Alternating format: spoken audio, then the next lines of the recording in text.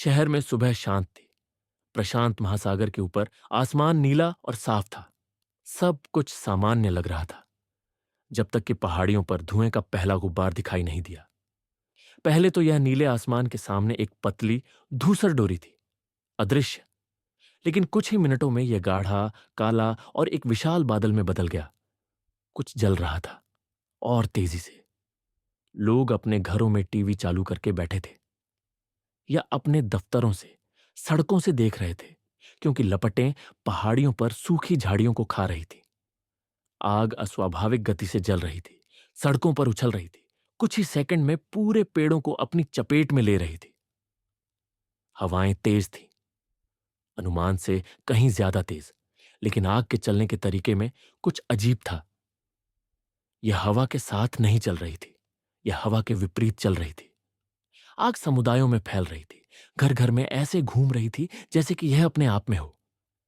अग्निशामक दल अपने सायरन बजाते हुए अराजकता के बीच से गुजरे, लेकिन जब उन्हें लगा कि उन्होंने इसे नियंत्रित कर लिया है, तो आग ने दिशा बदल दी, दूसरी तरफ मुड़ गई। पानी के बम वर्षक ऊपर से उड़े, पानी और अग्निरोधी पदार्थों की विशाल लहरें छोड़ी। लेकिन ऐसा लग रहा था जैसे वे एक मंथन करने वाले महासागर में कंकड़ फेंक रहे हों। गर्मी असहनीय थी। धुएं ने दिन को एक भयावह दम घोंटने वाली सांझ में बदल दिया। फिर सबसे बुरा हिस्सा आया, और नरक के केंद्र से एक विशाल अग्निबवंडर उभारा। आग, हवा और मलबे का एक घूमता हुआ स्तंभ। यह आसमान में ऊपर चढ़ा, हिंसक रूप से मुड़ता हुआ, चलते हुए मलबे को ऊपर की ओर खींचता हुआ, और फिर मीलों दूर फेंक दिया। अग्निशामक दल ने पहले भी जंगल की आग का अनुभव किया था। उन्होंने विनाश देखा था, लेकिन ऐसा कुछ नहीं। लेकिन यह सिर्फ जलता नहीं था, यह हर दिशा में खुद को खिलाता था, एक जीवित चीज की तरह। लोग घबरा कर भाग गए। परिवारों ने अपनी गाड़ियों में जो कुछ भी पकड़ सकते थे भर लिया, और बाल बाल बच गए, क्योंकि आग की लपटें उनके चारों ओर फैल रही थी। सड़कें जाम हो गई थी। हवा सायरन, चीख पुकार और ढहती इमारतों की दूर से आती गर्जना से भरी हुई थी। कुछ ही घंटों में पूरे समुदाय गायब हो गए। बाद में सैटेलाइट इमेज ने एक खौफनाक नजारा दिखाया।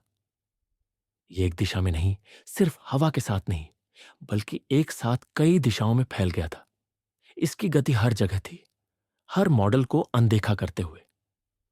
और जब तक अग्निशामक दल इसकी गति का पता लगा पाते, तब तक इसने अपने रास्ते में आने वाली हर चीज को जला दिया था। शहर ठीक हो जाता, हमेशा ऐसा ही होता था। लेकिन इस आग ने एक चीज पीछे छोड़ दी थी, सिर्फ राख नहीं, सिर्फ विनाश नहीं। इसने एक सवाल छोड़ा।